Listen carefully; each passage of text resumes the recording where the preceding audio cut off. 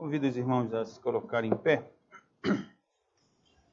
Em reverência à palavra do Senhor, vamos ler o Evangelho de João. Irmãos, abram sua Bíblia em João, capítulo 9. Vou fazer a leitura do verso 13 até o verso de número 34. João capítulo 9, do verso 13 ao 34, diz assim a palavra do Senhor. Levaram, pois, aos fariseus o que dantes fora cego. E era sábado, o dia em que Jesus fez o lodo e lhe abriu os olhos. Então, os fariseus, por sua vez, lhe perguntaram como chegar a ver. Ao que lhes respondeu: aplicou o lodo aos meus olhos, lavei-me e estou vendo. Por isso, alguns dos fariseus diziam: esse homem não é de Deus, porque não guarda o sábado. Diziam outros: como pode um homem pecador fazer tamanhos sinais? E houve dissensão entre eles. De novo perguntaram ao cego: que dizes tu a respeito dele, visto que te abriu os olhos? E é profeta, respondeu ele. Não acreditaram os judeus que ele fora cego e que agora via, enquanto não lhe chamaram os pais e os interrogaram: é este o vosso filho, de quem dizeis que nasceu cego? Como, pois, vê agora? Então os pais responderam: sabemos que este é o nosso filho e que nasceu cego, mas não sabemos como vê agora. Ou quem lhe abriu os olhos, também não sabemos. Perguntai a ele: que idade tem? Falará de si mesmo.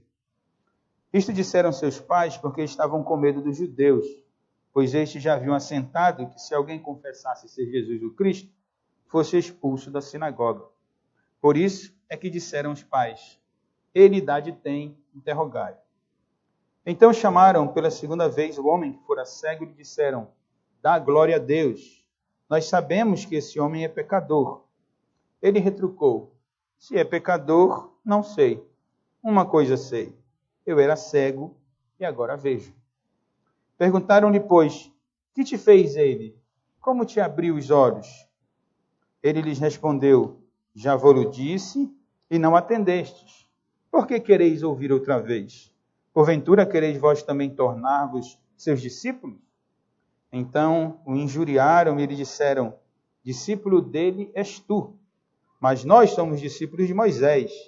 Sabemos que Deus falou a Moisés, mas este nem sabemos de onde é. Respondeu-lhes o homem: nisto é de estranhar que vós não saibais de onde ele é, e contudo me abriu os olhos.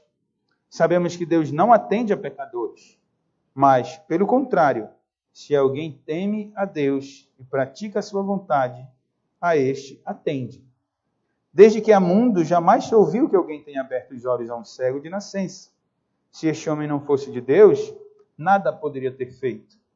Mas eles retrucaram: tu és nascido todo em pecado, e nos ensinas a nós? E o expulsaram. Vamos orar. Irmãos.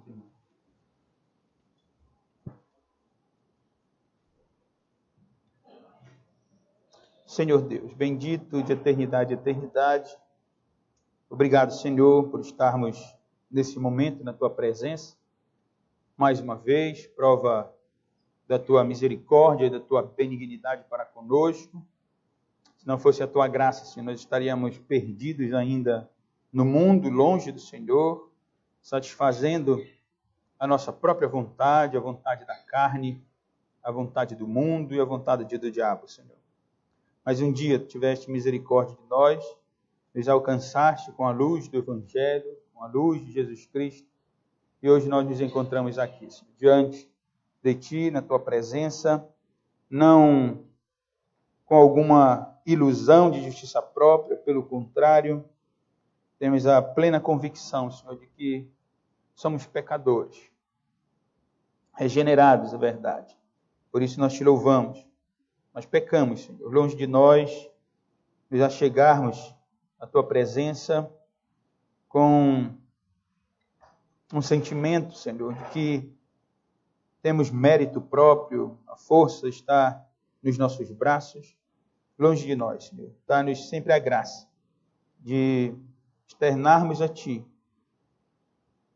no íntimo do nosso coração, o qual o Senhor conhece e sabe que a nossa tendência, Senhor, ainda por causa da velha natureza, é para o mal, Senhor.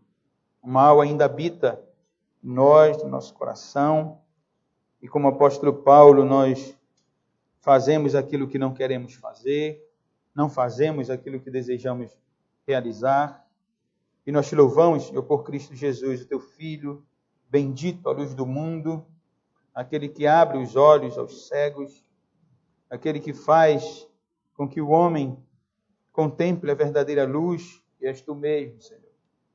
Nós te louvamos porque temos a certeza de que estamos aqui, usufruindo da Tua presença, usufruindo da comunhão dos santos, Senhor. Te louvando e bendizendo o Teu nome. E agora vamos ouvir a Tua palavra. E tudo isso, Senhor, unicamente pelos méritos de Cristo. Unicamente porque Ele, quando ascendeu, encarnou, veio a este mundo, sofreu todas as injúrias, todas as blasfêmias, se humilhou, foi morto na cruz do Calvário para nos salvar, Senhor, para nos dar vida eterna, para nos dar esse livre acesso à Tua presença. Te louvamos, Senhor, porque isso é obra do Teu Espírito, a compreensão que temos do Evangelho, Senhor. É obra da Tua graça na nossa vida. Então perdoa, Senhor, os nossos pecados e aceita o culto que Te prestamos, Senhor. Aceita os louvores que entoamos, os cânticos, Senhor, que cantamos, possam externar a realidade espiritual do nosso coração.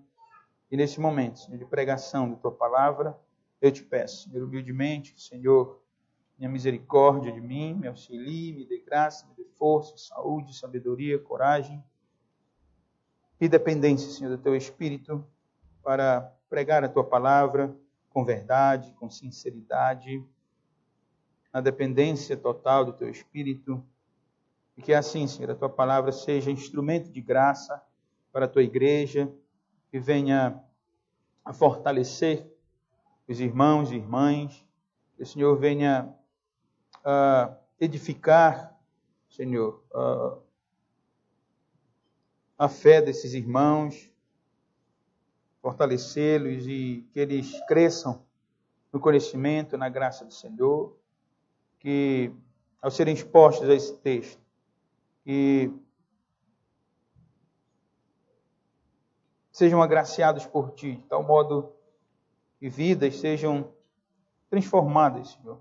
Que a vida dos irmãos sejam como a luz da aurora, vai crescendo, crescendo, e que o Senhor assim faça com eles. Que a cada momento, que a cada reunião, e agora aqui, que haja o crescimento espiritual na vida dos irmãos, uma compreensão real do Evangelho, uma gratidão no coração deles. E aqueles que ainda não se confiaram a Ti, Senhor, salvos, faz o que Tu fizeste com os cegos, Senhor. Abre os olhos espirituais dessas pessoas que ainda não se confiaram a Ti, Senhor. Traz a salvação esta noite. Por favor, Pai. Se conosco, eu Te peço ainda pelos irmãos que não podem estar conosco. Senhor, olhe para eles com Teu olhar de misericórdia também e os fortaleça, Senhor. E lhes dê graça. Que eles estão enfermos, que o Senhor também cuide de cada um deles. Pai, ser conosco. Obrigado também pela oportunidade que temos de nos assentarmos mais uma vez à mesa do Senhor e recebermos graça da Tua parte. Senhor, ser conosco. Em nome de Jesus nós choramos. Amém. Irmãos, podem sentar.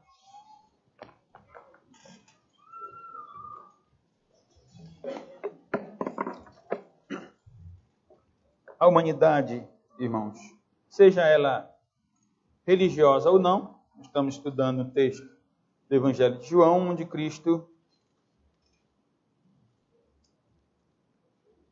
Cristo debate com homens religiosos, com líderes da religião judaica.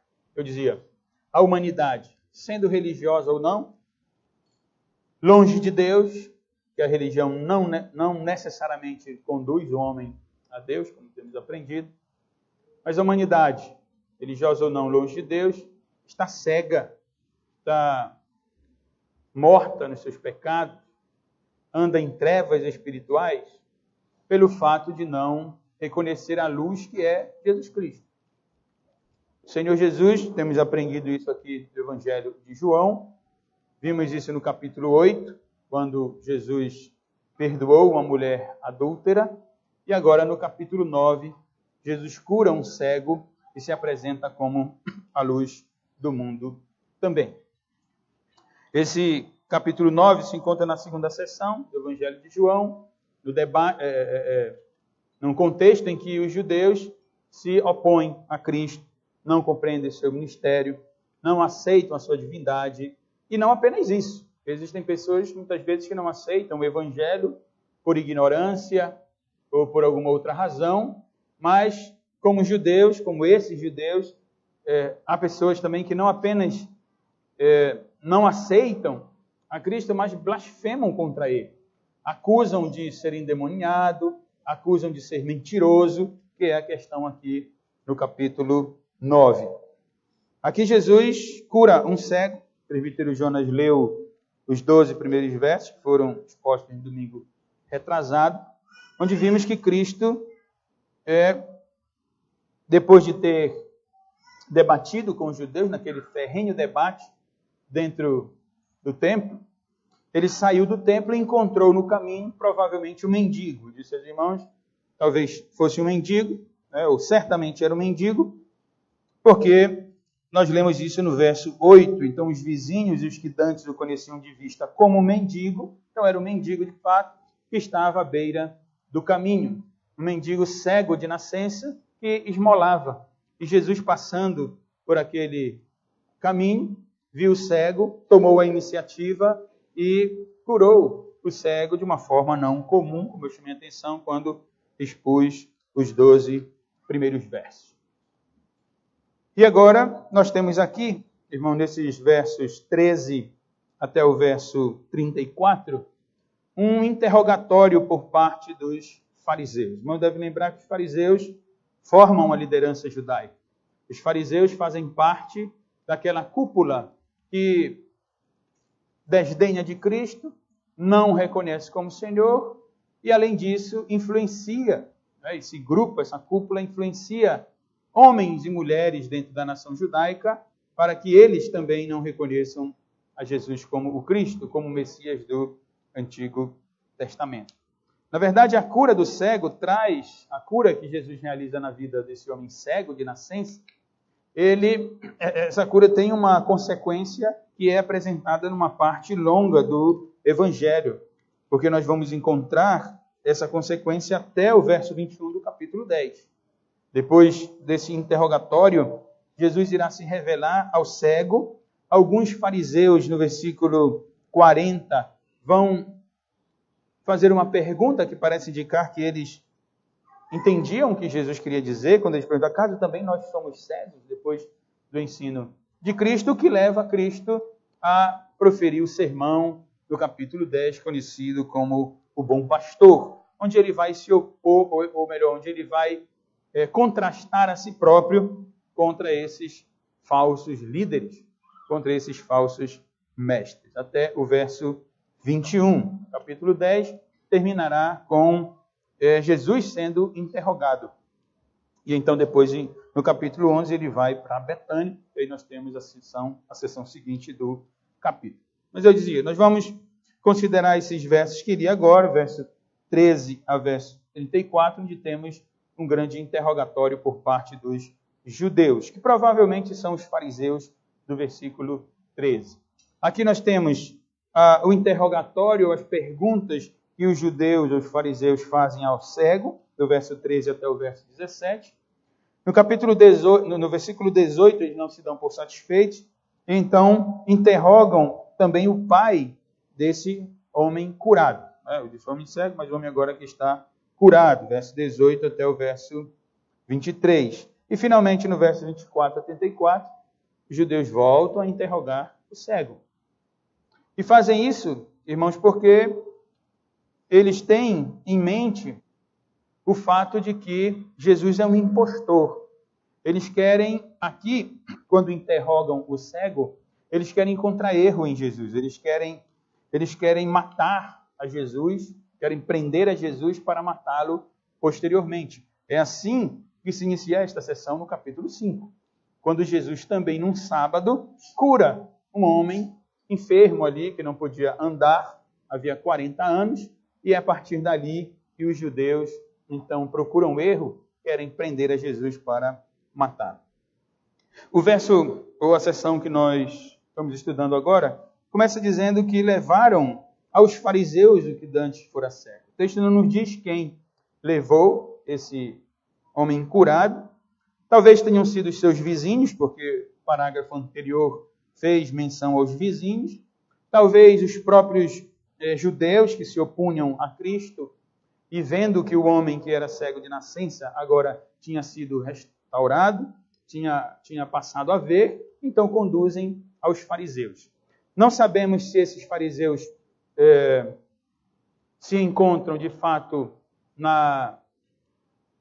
naquele sinédrio, naquele grupo de liderança maior, ou se, que parece que é o que o texto indica, isso que eu vou dizer, mas um grupo separado. Eles compunham o sinédrio, mas não é o sinédrio como ocorreu no final do capítulo 7.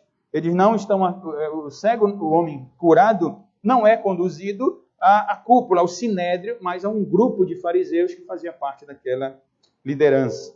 E João nos dá a circunstância que não foi apresentada nos versículos anteriores, mas aqui ficamos sabendo que a cura que Jesus efetua ocorre no sábado.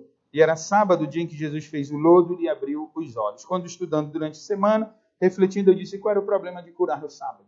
Não é? Qual era o problema de ter feito o bem a um homem no dia de sábado? Qual é o texto da lei que servia de fundamento para esses fariseus para acusarem a Cristo de ter cometido um pecado ou de ter cometido um erro? Porque quando Cristo curou o homem que não podia andar, no início do capítulo 5, nós lemos ali que o homem tomou o seu leito e passou a andar, e esse era o motivo da acusação por parte dos judeus, porque não podia carregar peso no dia do sábado, na interpretação deles, aquilo era pecado. Tinha supostamente ou artificialmente um texto da Escritura Sagrada do Antigo Testamento para dizer que aquele homem, que Cristo tinha pecado, porque tinha feito o homem carregar peso quando não podia dentro da interpretação deles. Mas qual é a razão daqui? Será que o erro de Cristo à luz da compreensão desses fariseus era ter feito o lodo? E, por incrível que pareça, essa é uma das razões. Na verdade, como eu disse, esses homens aqui querem prender a Jesus. Eles querem a qualquer preço, de qualquer modo, até num ato de desespero, eles querem prender a Cristo. Eles não suportam o que Cristo vem ensinando. Nós acompanhamos aqui durante vários domingos o capítulo 8 inteiro, onde Jesus enfrentou esses judeus. E agora eles não suportam mais. Agora, pouco importa se há texto bíblico ou não. O importante é achar um erro dele, para que então ele seja preso e para que assim ele seja morto. A verdade, irmãos, é que os fariseus não estão preocupados, né, com a lei. Eles não estão preocupados nem com a saúde do homem. Para eles pouco importa se esse homem passou a ver. Como eu dizia, e fica isso claro aqui, em todo o contexto, é que o que eles querem mesmo é prender a Cristo. O que eles querem mesmo é matar a Jesus Cristo. Eu digo isso, irmãos, porque esse homem aqui acaba de ser alvo da misericórdia e da bondade de Deus. Esse é um fato. Um homem cego de nascença. Um homem que nunca tinha visto a luz do sol. Um homem que nunca tinha podido ler as Escrituras, como esses judeus tinham diante dos olhos dele. Ele nem tinha visto a Jesus Cristo.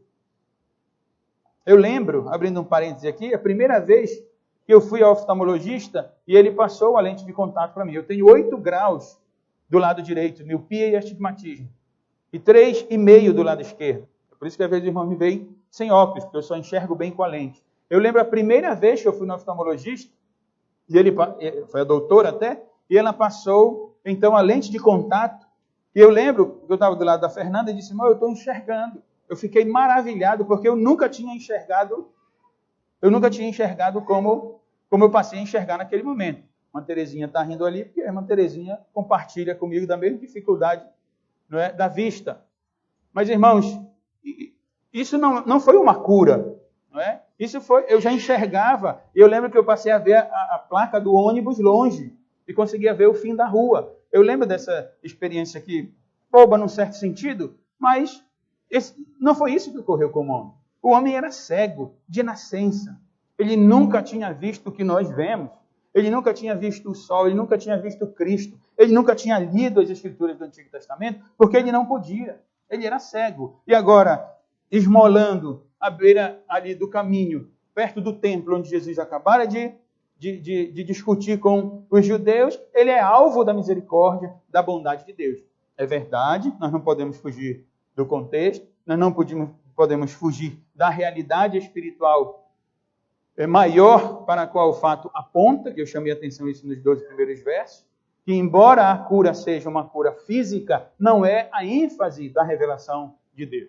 Deus não quer ensinar nesses versos que ele vai curar todo enfermo, mas ele tem o que Deus quer ensinar é o que Jesus tem revelado a esses judeus, que eles estão cegos, que eles estão mortos, assim como toda a humanidade, pecadora, que não reconhece a Cristo. Então esse homem recebe essa graça. Quando eu digo que o homem acaba de ser alvo da misericórdia e da bondade de Deus, não apenas no sentido físico, que é uma bondade sim, poder enxergar, e todos nós podemos afirmar isso, mas uma realidade ainda muito maior e mais importante, que era a vida espiritual dele. Após esse interrogatório, Jesus irá se revelar ao homem. Jesus irá dizer que, acerca do filho do homem, no verso 35, ouvindo Jesus que o tinha expulsado, encontrando-o, lhe perguntou: crês tu no filho do homem? Cristo irá fazer essa pergunta a ele. E ele dirá: Senhor, quem é para que eu nele creia? Jesus vai dizer: eu sou, eu que falo contigo. Então Jesus vai se revelar a esse homem, que é a realidade maior para a qual o texto aponta.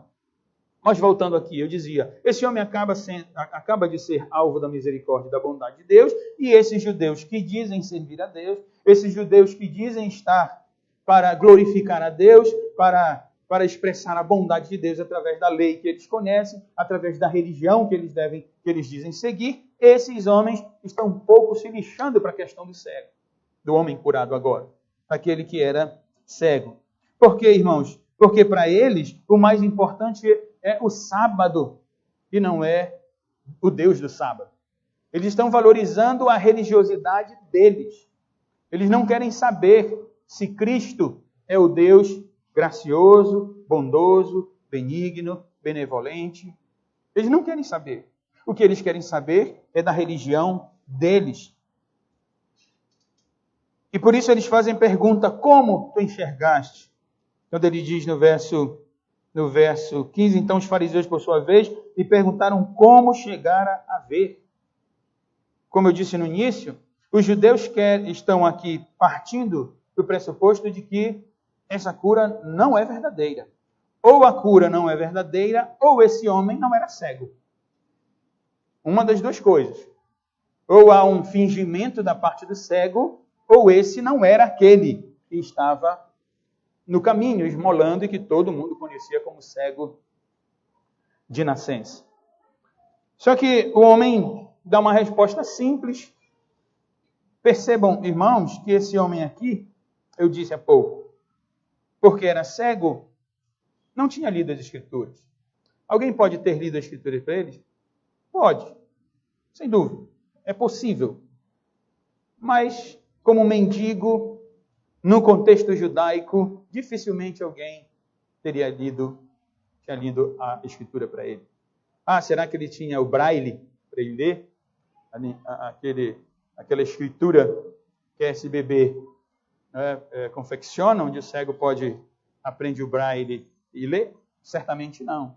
Será que ele ouvia a voz do Cid Moreira narrando o Antigo Testamento para ele? Certamente não. Não havia esse recurso. Esse homem é um homem ignorante. Esse homem é um homem que não conhece acerca de Deus, mas Deus vai até ele. E por isso a resposta dele é tão simples. A resposta dele não é teológica. A resposta dele está aquém do conhecimento da cúpula judaica.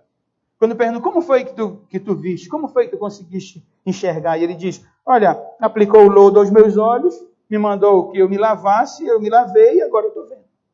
É assim a resposta simples desse homem. No verso 17, eles voltam a perguntar ao cego: que dizes tu a respeito dele, visto que te abriu os olhos? Ele diz que é profeta. Nós não entendemos muito o choque da resposta desse homem curado aos judeus, porque não estamos no contexto. Um profeta no contexto judaico é maior, é superior do que o mestre da lei. Quando o cego responde, ele é um profeta ou ele é o profeta, o cego está dizendo, ele é maior do que vocês, que são da liderança judaica. Isso eu sei.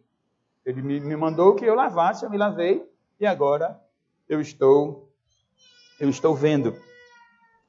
E como os religiosos, naturalmente, metódicos, orgulhosos, não suportam respostas simples, o texto nos diz que ele então cai em confusão. Porque é assim que ocorre com os religiosos. Eles sempre querem a palavra toda prontinha. Eles não suportam uma palavra simples. Eles não suportam uma palavra de alguém que foi graça, que foi objeto da graça de Deus. Porque existem sim, irmão. É verdade que, pela misericórdia e graça de Deus, nós estamos num contexto onde nós enfatizamos, e assim deve ser de fato, estudo teológico, a compreensão da Escritura, a leitura de bons livros, é verdade. Mas existem muitas pessoas que nem têm tanta compreensão e é alvo da graça de Deus. E Deus alcança e salva um pecador. E você vai perguntar para ele e diz, olha, eu não sei, eu só sei que a minha vida mudou. Eu só sei que eu roubava, agora eu não roubo mais. Eu mentia, agora eu não minto mais. Eu me prostituía, agora eu não me prostituo mais. Jesus mudou a minha vida. É só isso que a pessoa sabe dizer. É essa a resposta que o homem dá a essa cúpula aqui, a esses fariseus. E eles não suportando a resposta simples, eu dizia, eles caem em confusão e se dividem. Eles entram numa discussão, e aqui são divididos em dois grupos, sendo que o primeiro grupo é composto de intolerantes legalistas. Por isso, no verso 16, alguns dos fariseus diziam, esse homem não é de Deus porque não guarda o sábado. Estavam se referindo a Cristo, que havia curado esse homem que agora está vendo. Esse é um grupo legalista, esse é um grupo intolerante. Olha, o importante é o sábado, isso ocorreu no sábado, ele está errado. Então nós não vemos que esse homem é de Deus. Ele não pode ser de Deus, porque quem é de Deus é como nós guardamos o sábado, nós queremos observar o mandamento de Deus. Oxalá fosse isso, não é, irmãos? Porque eu vou fazer referência, na verdade eles não glorificam a Deus. E eu estou dizendo isso aqui, na verdade eles não querem observar o dia do Senhor no contexto deles. O que eles querem, como eu já disse, é prender a Cristo. O que eles querem é matar o Deus que instituiu o sábado, no seu contexto, como um dia de descanso, como um dia que devia ser usado para quê? Não para acusar um pobre homem que era cego e agora foi curado. Não para acusar a Cristo, mas para fazer a vontade de Deus, para se deleitar no Senhor. Mas esse primeiro grupo, eu dizia, é legalista, é intolerante. O segundo grupo, no mesmo verso, é um grupo de medrosos. Porque eles dizem, como pode um homem pecador fazer tamanhos sinais? Vejam que eles, pelo menos parte desse grupo, aqueles que compõem esse segundo grupo, reconhecem que há sinais. Reconhecem que há algo maravilhoso nisso. Só que o orgulho deles, a cegueira espiritual deles, a religiosidade fria deles, os torna cruéis. Eu repito, eles estão um pouco se lixando para o homem. Houve sinal, mas ele diz, mas o homem pecador pode fazer sinal? Eles reconhecem os sinais, eles reconhecem que aquele cego tinha sido curado, eles não querem admitir, eles não admitem isso, mas eles estão vendo, eles percebem isso. Mas o orgulho faz com que eles voltem e digam assim, mas Jesus é um pecador. Pecador aqui deve ser entendido como alguém maldito, como alguém que vive segundo os seus próprios prazeres, como alguém que vive para si mesmo, como alguém que é rebelde contra Deus. E eles estão acusando o próprio Deus de ser rebelde, porque Cristo é Deus e havia dito isso. Isso a ele no capítulo anterior, quando disse, eu sou, e vocês vão morrer no pecado de vocês, se vocês não reconhecerem que eu sou. Se vocês não confessarem que eu sou, vocês vão morrer no pecado de vocês. E esses homens dizem, ele é um pecador. Eles colocam Jesus numa condição de um homem miserável, que satisfaz a sua própria vontade, que não satisfaz a vontade de Deus, que não quer glorificar a Deus e que está mentindo. E que está agindo de hipocrisia, que está fazendo um teatro. Essa é a triste condição desses homens. O que é mais importante, irmãos? Cumprir o sábado ou salvar vidas? Qual é o mais importante? Era essa a pergunta que eles tinham que se fazer. Era esse o raciocínio que eles tinham que desenvolver. Porque no capítulo 7, no verso 23, Jesus, numa controvérsia com os judeus, fez referência àquela cura lá do capítulo 5. Quando falavam da lei de Moisés, falavam da circuncisão, batiam no peito por causa da religião deles.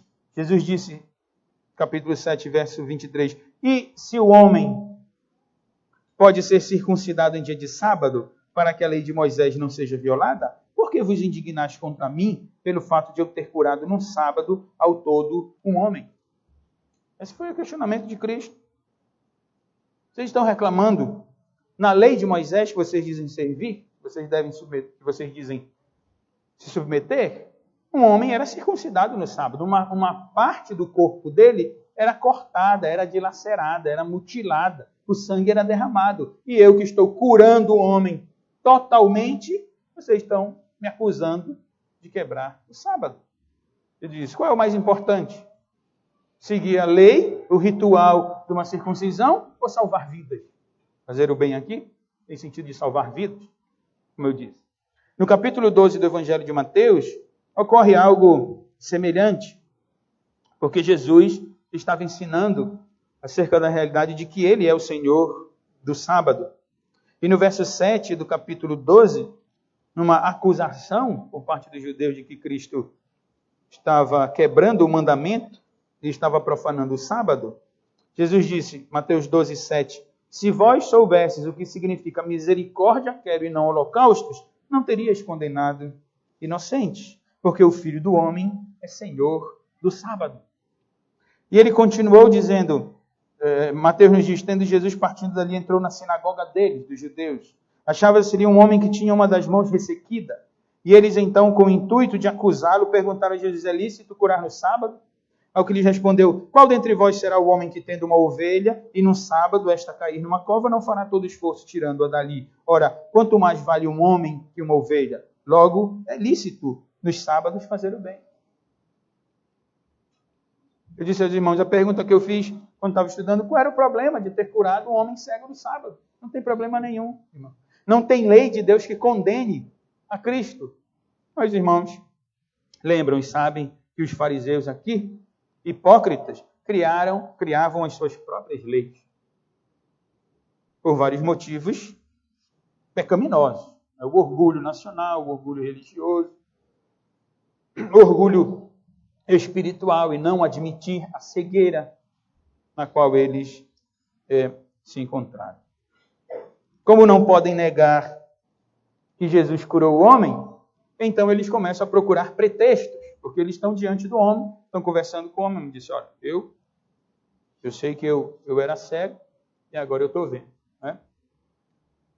E eles não podem negar isso, procuram pretexto, e então passam a interrogar os pais daquele homem que havia sido curado. Eles ignoram, irmãos, a sua própria lei. Porque o profeta Isaías, conhecido como profeta messiânico, ele falou acerca de Cristo, ele falou dessa realidade, quando apresentou o servo do Senhor, o servo de Yahvé. Estava falando do Messias, o Cristo, que viria. Em Isaías 42, no verso 5, assim diz Deus, o Senhor, que criou os céus e os estendeu, formou a terra e tudo quanto produz, e dá fôlego de vida ao povo que nela está, e o Espírito aos que andam nela, da grandiosidade de Deus, da soberania de Deus. No verso 6 de Isaías 42, eu, o Senhor, te chamei em justiça, ele está falando do seu servo. Tomar-te-ei pela mão e te guardarei, e te farei mediador da aliança com o povo e luz para os gentios, para abrires os olhos aos cegos, para tirares da prisão o cativo e do cárcere os que jazem em trevas. O texto fala de Cristo. O texto do profeta Isaías faz referência ao servo do Senhor, que viria e curaria enfermos, e abriria os olhos aos cegos, e os tiraria do cárcere das trevas, das mãos de Satanás. É isso que Cristo está fazendo. Mas os judeus não querem ver. E interrogam os pais daquele homem curado, porque eles são incrédulos, não é, irmãos? E contestando aqueles homens, eles recebem mais uma resposta óbvia, mais uma resposta direta. No verso 19, eles disseram: é este o vosso filho, de quem dizeis que nasceu cego? Vejam, novamente os judeus reconhecem que o homem era cego e está curado. Ou melhor, eles se deparam com essa realidade, mas não querem reconhecer, não querem admitir. E pergunta: é este o filho de vocês, que vocês dizem que nasceu cego? Agora eles estão caminhando para o outro lado. Não conseguiram persuadir o homem curado para que ele... Qual é o objetivo dos judeus? Que o homem curado diga: olha, na verdade, não era eu, não. Na verdade, eu não era cego, não. Esse homem que passou aqui e diz ter me curado é um impostor. Era isso que os judeus queriam que o homem dissesse. Como ele não disse, vai para os pais e diz: vocês dizem que ele era cego, não é? É esse mesmo? E os pais respondem: olha, esse é o nosso filho, nós temos certeza, nós sabemos que este é nosso filho e que nasceu cego, mas não sabemos como ver agora. Ou quem lhe abriu os olhos também não sabemos. Perguntai a ele, idade tem, falará de si mesmo. É uma ousadia, né, sem dúvida nenhuma, os pais desse homem responderem desse modo, mas o verso 22 nos informa algo interessante, né, elucida a resposta deles, nos dizendo que, na verdade, eles tinham medo dos judeus, porque os judeus já tinham determinado, já tinham entre si, não sabemos se o Sinédrio, de fato, tem essa posição, mas se não, não ia demorar muito para que o Sinédrio oficialmente, então, decretasse essa blasfêmia e essa insanidade de que todo aquele que confessasse que Jesus é o Messias, Cristo, não é o Messias, o ungido, Jesus o Cristo, Jesus o ungido, o Messias do Antigo Testamento, quem confessasse, confessar é homologel, é dizer a mesma coisa, é dar o mesmo testemunho que Deus dá. Jesus tinha dito: aquele que me reconhece, aquele que me vê como Salvador, esse reconhece aquele que me enviou. É esse o sentido aqui do verbo grego, dizer a mesma coisa. Aquele que confirmasse, não é? Seria essa, talvez, a expressão para nós. Aquele que confirmasse o quê? O que Deus já havia dito, que Jesus é o Cristo. Para os judeus, se alguém fizesse isso, então o que ocorreria era que seria expulso da sinagoga, seria expulso da religião deles. Os estudiosos dizem que havia vários tipos de expulsão. Uma expulsão que, se alguém confessasse que Jesus era o Cristo, aquele judeu seria expulso da sinagoga e ficaria proibido por 30 dias de se aproximar de um judeu. Ele não poderia chegar a 2 metros de um judeu, porque senão ia aumentar a pena dele.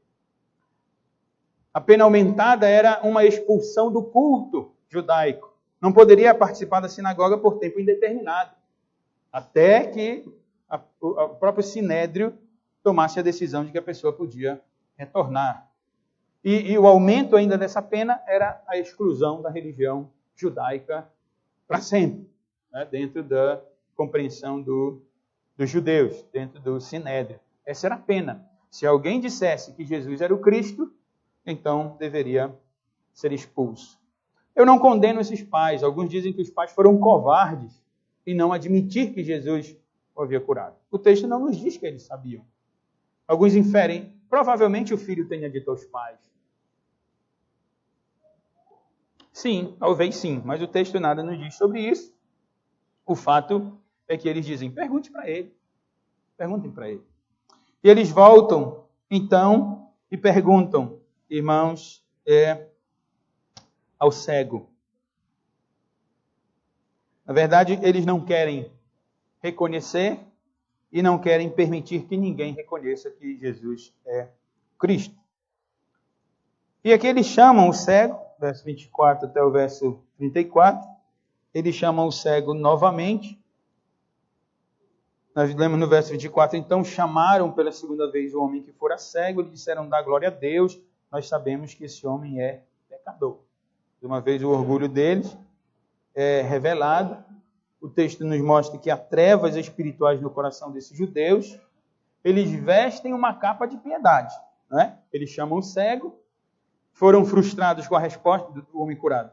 Foram frustrados com a resposta do homem curado, foram frustrados com a resposta dos pais desse homem, e agora eles chamam o homem.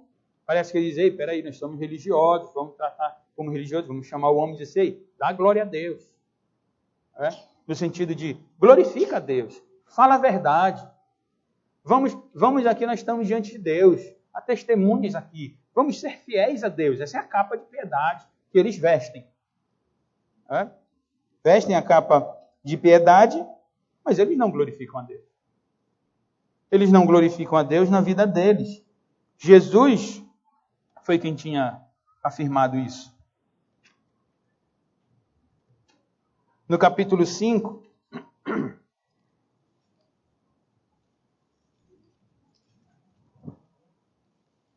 no verso 22, Jesus tinha dito, o Pai a ninguém julga, mas ao Filho confiou todo o julgamento, a fim de que todos honrem o Filho, do modo por quem honram o Pai. Quem não honra o Filho, não honra o Pai que o enviou. Isso é conversa fiada, dá glória a Deus. Vamos glorificar a Deus? Isso é conversa fiada por parte dos judeus. Porque eles não honram o Filho. E Jesus tinha dito, quem não honra o Filho, não honra o Pai. Eles não glorificam a Cristo, eles não glorificam a Deus. Eles não glorificam ao Senhor que eles dizem servir. No verso 37, ainda do capítulo 5, Jesus disse, o Pai que me enviou, esse mesmo é quem tem dado testemunho de mim. Jamais tendes ouvido a sua voz, nem visto a sua forma. Também não tendes a sua palavra. Ele estava falando diretamente aos judeus. Não tendes a sua palavra permanente em vós, porque não credes naquele a quem ele enviou. No capítulo 8, capítulo anterior, que nós estudamos, naquele debate, no verso 42, Jesus disse a eles, se Deus fosse de fato vosso Pai, certamente me havias de amar, porque eu vim de Deus e aqui estou, pois não vim de mim mesmo, mas ele me enviou. Qual a razão por que não compreendeis a minha linguagem? É porque sois incapazes de ouvir a minha palavra.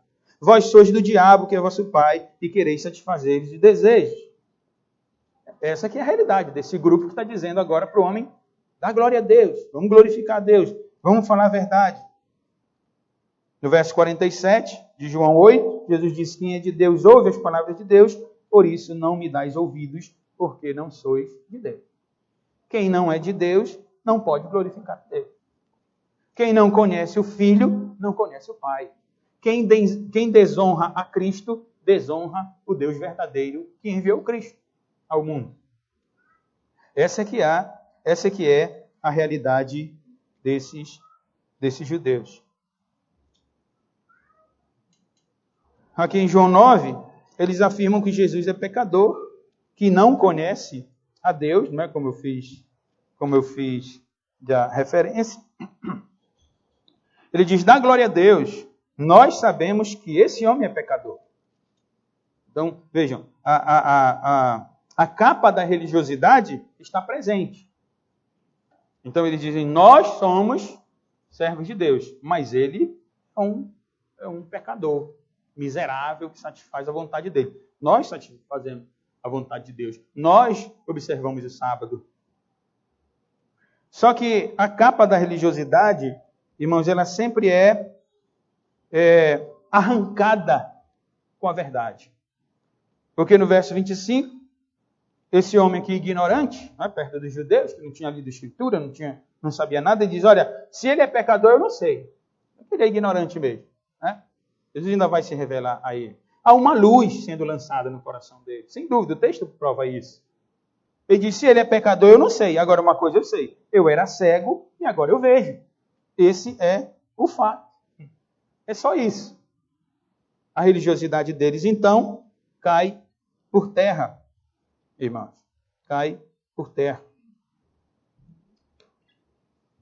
Nessa resposta, né? Porque eles ainda continuam orgulhosos. No verso 28, eles injuriam e dizem ao homem curado: nós somos discípulos de Moisés. Deus falou com Moisés, mas nós não sabemos de onde esse é. Esse orgulho é fruto ainda da fala do homem curado, porque no verso 26 perguntaram: quem te fez ele, como te abriu os olhos? E ele dá uma resposta dura, objetiva, confirma o que os pais dele disseram. Ele não é menino, não. Vai lá com ele e pergunta para ele. E não sendo menino, ele diz assim: eu já disse para vocês, vocês não me atenderam, e por que vocês querem ouvir de novo a minha história? Vocês querem ser discípulos dele? Vejam como esse homem ignorante, e na sua ignorância, ele entende a verdade. Ele discerne as coisas, ele percebe que, na verdade, os homens estão sendo irônicos, os homens estão aqui procurando erro nele, procurando erro naquele que o havia curado. E ele então diz: vocês querem ser discípulos? E eles então se ofendem. Tu és discípulo deles. Nós somos discípulos de Moisés. Mas eles não eram discípulos de Moisés coisa nenhuma. Nós já acompanhamos no capítulo 8. Nós temos acompanhado aqui na exposição desse contexto. Aí o homem disse para eles no verso 30: nisso é de estranhar que vós não saibais de onde ele é, e contudo me abriu os olhos. A afirmativa do verso 31, ela é apenas uma afirmativa dentro do contexto judaico, né? Sabemos que Deus não atende a pecadores, mas pelo contrário, se alguém teme a Deus e pratica a sua vontade, ele atende. Essa era uma compreensão judaica, farisaica, né? De que Deus não atende a pecadores. Os irmãos devem lembrar da acusação, do contexto da própria cura, né? do homem. Quando os discípulos de Jesus perguntaram: mestre, por que ele é cego de nascença? Assim começou o capítulo. Quem pecou? Essa era uma compreensão. Eu ia dizer, os irmãos devem lembrar da acusação dos amigos de Jó. Tu estás assim, Jó, porque tu estás pecando. Tu tens algum pecado oculto. Confessa o teu pecado. Essa é uma leitura que eles tinham. Por isso esse homem só repete essa leitura e diz: Deus não atende a pecadores. Não que isso seja verdade absoluta, né? E eu estou me referindo no contexto, né? No contexto, quando eles dizem que Jesus é pecador, eles estão dizendo que Jesus é um homem impuro, um homem que não faz a vontade de Deus e que vive para satisfazer a sua própria vontade. Mas não é verdade que Deus não atende a pecadores. Deus atende até o mais ímpio dos homens, se ele quisesse fazer. A prova de que o fato de um homem receber uma cura não significa necessariamente que aquele que efetuou o milagre esteja em comunhão com Deus, porque até Satanás realiza poderes, sinais e maravilhas. Jesus disse isso quando falou acerca do nosso tempo, quando instruiu seus discípulos, dizendo: olha, surgirão falsos cristos, falsos profetas, farão sinais e maravilhas, farão fogo cair do céu e eles enganarão até os eleitos, se possível. Então, não é verdade que e o evangelicalismo está aí para mostrar falsos profetas e falsos pastores que enganam, mas que aqui e ali, quem pode contestar se alguém de fato recebe uma cura da parte dele? Eu já disse aos irmãos, quando estudava no seminário, o pastor Jomum, professor de ciência da religião, no grupo eu tive que conhecer o culto budista, e ali a mulher contava testemunho que tinha sido curada de câncer. Deus faz como lhe apraz. A graça comum é dispensada sobre os homens. Não é verdade que Deus não atende a pecadores, mesmo ímpios, porque Deus é gracioso, é benevolente, não é? E ele faz como ele lhe apraz. Mas não é essa a questão aqui. Eles querem acusar mesmo a Cristo, como eu já disse, de ser impuro. E esse homem, na sua simplicidade, na sua ignorância, ele diz: olha, eu era cego, eu estou vendo. Se esse homem aí não é de Deus, se ele é um pecador, como é que ele fez isso na minha vida? É mais uma prova, né, diante desses judeus. É mais um argumento para que eles possam se calar e para que eles possam ser humilhados. A resposta desse desse homem merece destaque. Não é? Quando ele diz no verso 30, é de estranhar que vocês não sabem onde ele é. Ele me abriu os olhos, Deus não atende pecadores. No verso 32, desde que há mundo jamais se ouviu que alguém tenha aberto os olhos a um cego. Se este homem não fosse de Deus, nada poderia ter feito. Vejam que, em contraste com os judeus, religiosos, conhecedores da lei, há luz na vida desse homem. Os judeus religiosos estão em trevas espirituais. A realidade na qual eles vieram ao mundo é a mesma. Mortos nos seus delitos e pecados. Trevas espirituais.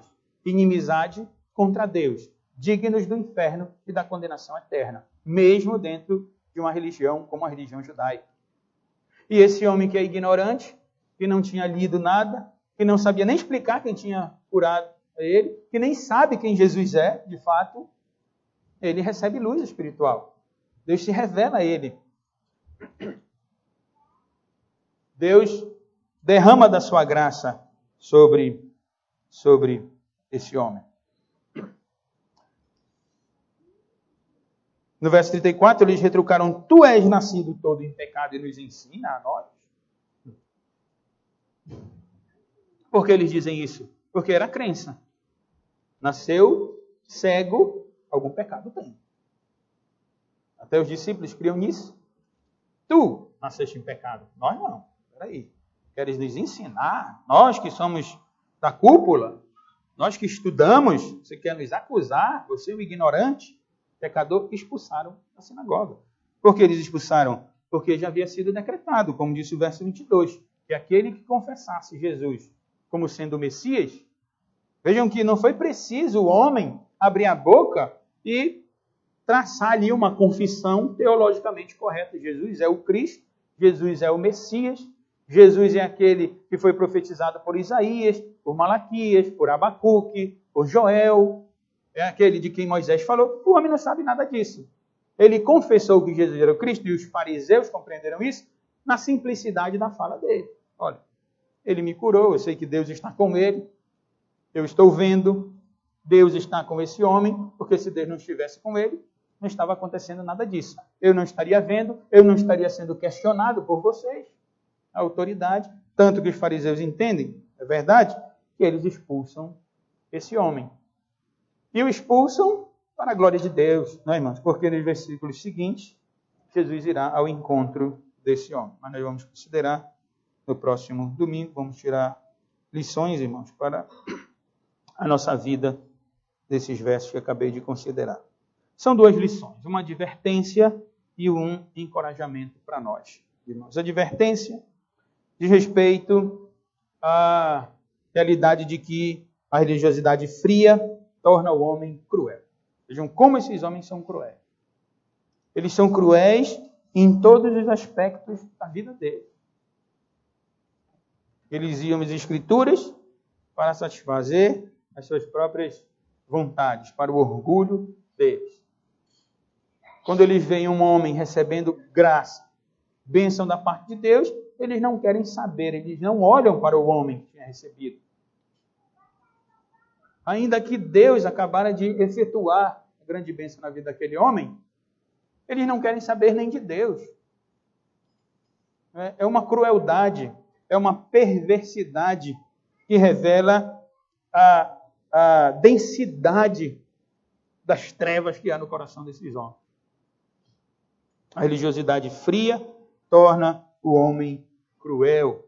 Eles se encontram em trevas espirituais. E essa crueldade, irmãos, ela é vista tanto na vida daqueles que são líderes, como na vida daqueles que se submetem a esses líderes dominadores. Não é o caso do cego aqui, né? Do homem curado aqui. Ele não se submete. Não é o caso dos pais dele. Mas eles, os irmãos, têm acompanhado a exposição e veem como eles influenciam as pessoas comuns. Porque essa é uma característica daqueles que andam em trevas espirituais, vestem uma capa de religiosidade e dominam aqueles que estão sob o seu comando. Esses eu chamaria de seguidores com C, ou seguidores, né? São cegos guiando ou sendo guiado por outros cegos. Jesus falou disso em Mateus 15, 14, quando ele disse assim, deixai-os.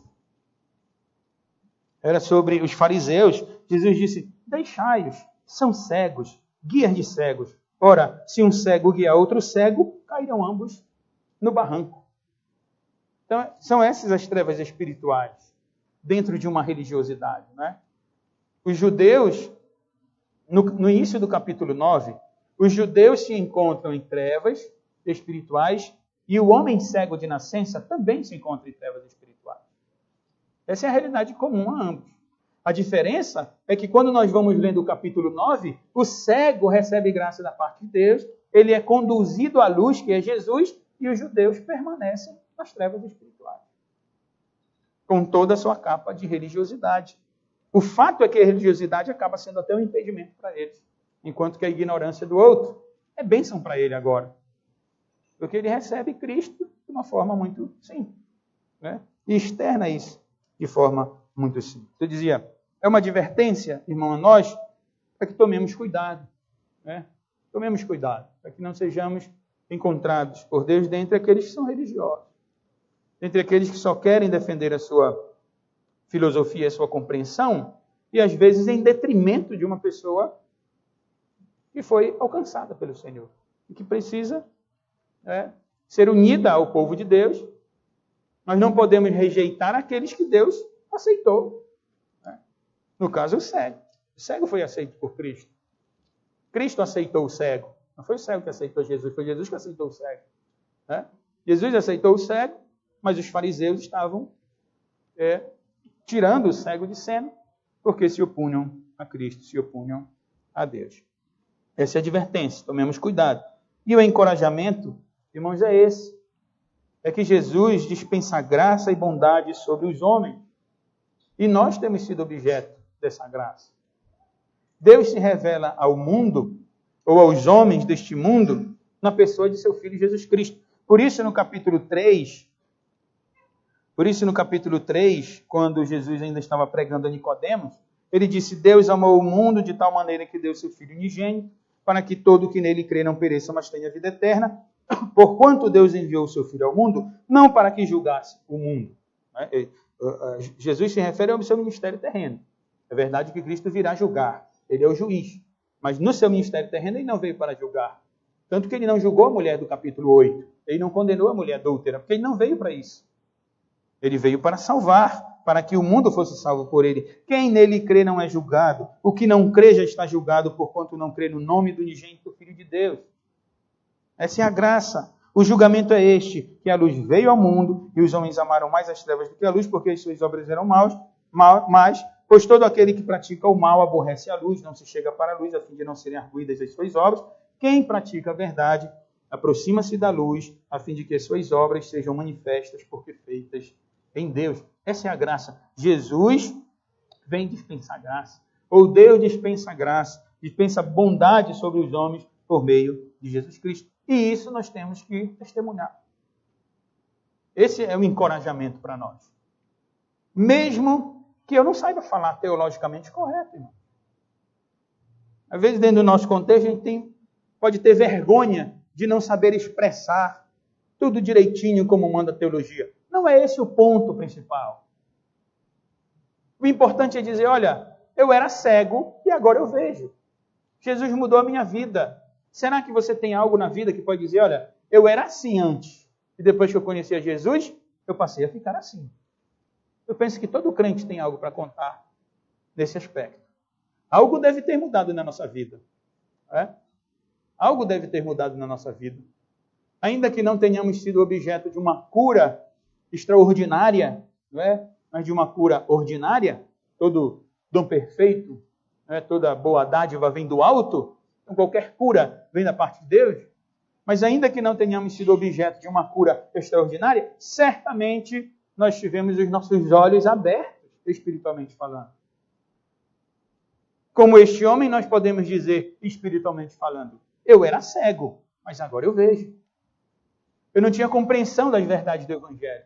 Eu não sabia o que era fazer a vontade de Deus. Eu não amava a igreja de Deus. Eu não amava os meus irmãos. Eu não buscava satisfazer a vontade de Deus, mas a minha própria. Mas agora eu amo a igreja, eu amo os irmãos, eu amo o evangelho, eu amo a Deus, eu quero servir a Deus, eu quero fazer a vontade de Deus. Eu era cego, mas agora eu vejo.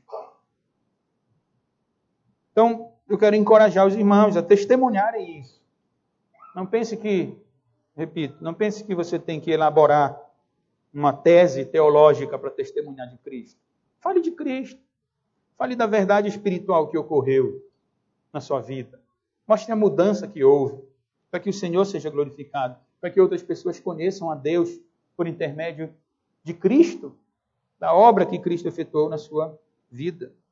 Que Deus nos abençoe, irmãos. Que Deus nos dê graça, nos ajude. E louvamos ao Senhor, não é pela obra que Ele tem realizado na nossa vida, pela verdade de que Ele nos tirou das trevas, como fez com esse cego. Vamos ficar de pé.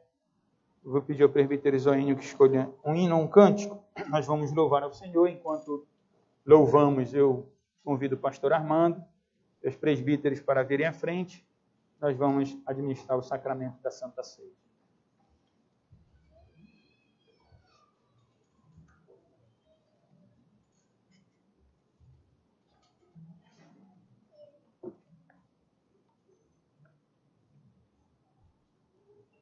Inário número 253.